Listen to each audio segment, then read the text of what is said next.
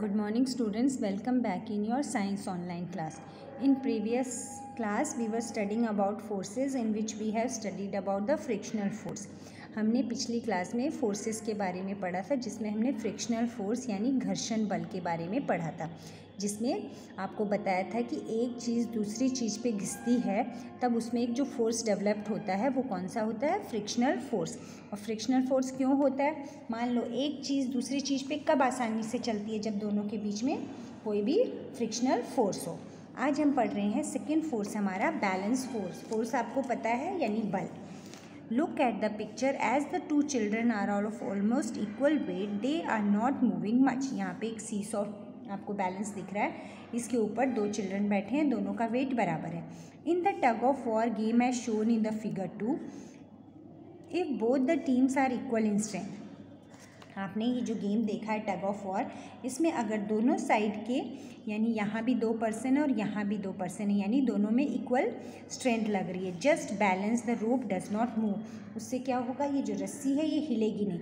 But एक side अगर 3 हो जाएंगे, एक साइड 2 होंगे तो क्या होगा, जिधर 3 है उधर बैलेंस नहीं रहेगा और 3 वाले 2 को खींच लेंगे। उसी तरह सी सॉ में भी क्या होता है, अगर इक्वल वेट के चिल्ड्रन है तब तो वो दोनों एक तरफ बैलेंस हो जाते हैं, लेकिन अगर एक बच्चा भारी और एक हल्का है तो क्या होगा, जो हल्का वाला है वो तो ऊपर की तरफ चला जाएगा और भारी वाला नीचे आ जाएगा। In both the cases we find that the force applied in the opposite directions are equal. इन दोनों केस में हम देख रहे हैं कि अपोजिट डायरेक्शन, एक इस डायरेक्शन में एक इस डायरेक्शन में, force applied in the opposite directions are equal, so they are cancelling each other.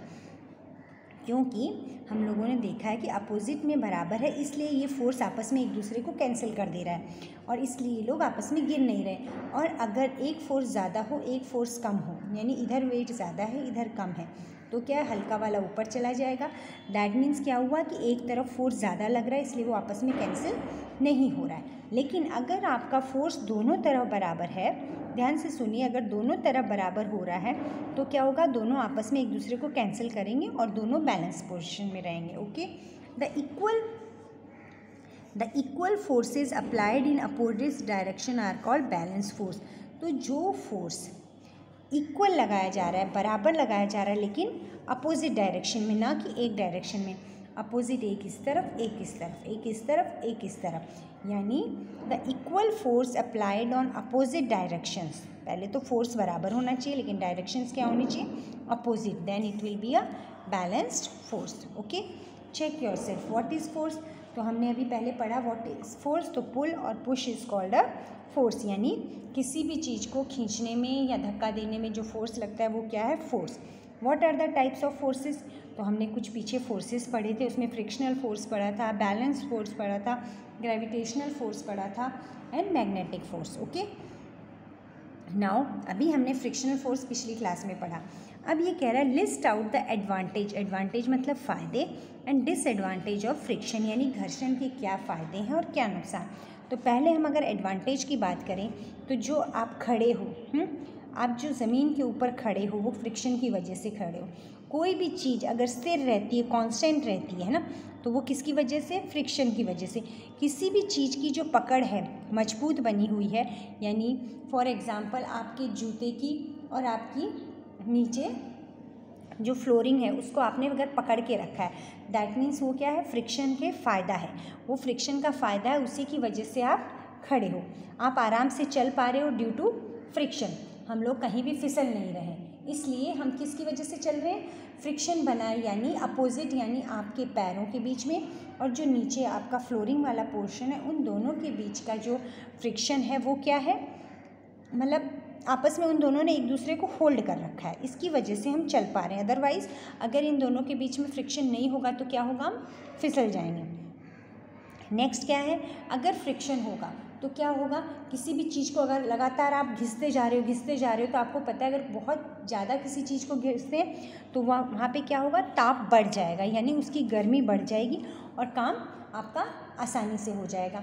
For example अब आपको कैसे, जैसे कोई चीज़ है उसको खूब रगड़ रहे हैं तो उससे हीट एनर्जी डेवलप होगी और हीट एनर्जी होगी तो आपका वो काम आसानी से हो जाएगा। अब है डिसएडवांटेज। डिसएडवांटेज में क्या है, अगर ज़्यादा फ्रिक्शन होगा तो क्या होगा, बहुत ज़्यादा अगर आपस में घर्षण हो रहा है, कोई चीज़ आपस में भिड़ रही है मान लो, तो क्या होगा, वो चीज़ें क्या होगी, टूट जाती हैं। ज़्यादा भिड़ने से, जैसे मशीन का कोई पार्ट्स है उनमें घर्षण होए जा रहा है तो क्या होगा, उसकी टूट फूट हो जाएगी। इसीलिए और काम आसानी से नहीं होगा, इसलिए कई बार क्या करते हैं, उसको रोकने के लिए वहाँ पे तेल लगा दिया जाता है। तेल लगाने से क्या होता है, आपस में जो पार्ट्स हैं मशीन के वो आपस में रगड़ नहीं खाते, और रगड़ नहीं खाने से हमारा काम क्या होता है, फिर से आसानी से हो जाता है। और क्या होता है, ज़्यादा घिसने से एनर्जी का लॉस हो जाता है। Okay, next is explain balanced force with an example. तो अभी हमने बैलेंस फोर्स पढ़ा था, तो एग्जाम्पल में हम एक तो दे सकते हैं सी सॉ का, एक टग ऑफ वॉर का। तो पहले तो है कि बैलेंस फोर्स क्या है, तो equal force applied in opposite direction, जो बराबर फोर्स अपोजिट डायरेक्शंस में लगाया गया है उसको कहते हैं बैलेंस फोर्स। और एग्जाम्पल है seesaw and tug of war. Okay, next हमारे पास है ग्रेविटेशनल फोर्स। अब ये ग्रेविटेशनल फोर्स क्या है, it is a force applied by a bigger body on smaller bodies, यानी ये ऐसा फोर्स है जो बड़ी बॉडी से छोटी बॉडीज़ पे लगाया जाता है। Earth attracts everything that there is on the earth, जो हमारी धरती है वो हर चीज़ को अपनी तरफ खींचती है जो उसके ऊपर है। Any object thrown in any direction come backs to the earth because of the earth's gravitational pull. जैसे कि आपको पता है कि अगर हम बॉल को आसमान की भी तरफ फेंकते हैं तो वापस बॉल नीचे ही आती है। फ्रूट है, पेड़ से गिरता है तो ज़मीन पे ही आता है, यानी हमारी जो धरती है वो हर ऑब्जेक्ट को अपनी तरफ खींचती है, और उस पुल को कहते हैं gravitational pull. Earth attracts moon also, और जो हमारी धरती है वो मून को भी अट्रैक्ट करती है बाय इट्स ग्रेविटेशनल फोर्स, ठीक है। But moon because it revolves around the earth does not fall on the अर्थ। अब आपको पता है बीच में सन होता है, फिर उसके ऊपर हमारी अर्थ होती है, और उसके चारों तरफ कौन करता है, मून रिवॉल्व करता है। तो अब है कि अर्थ अट्रैक्ट्स, जो अर्थ है ये बीच में है, तो अर्थ क्या कर रही है, मून को अपनी तरफ अट्रैक्ट तो कर रही है, पर क्या होता है, but moon because it revolves around the earth does not fall on the earth.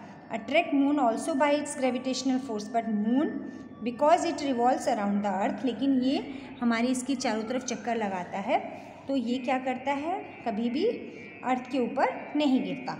Our earth is not swallowed by sun by its gravitational force. अब हमारी जो अर्थ है, वो जो सन है, earth is not swallowed by the sun by its gravitational force because it is revolving around the sun and is very far from the sun.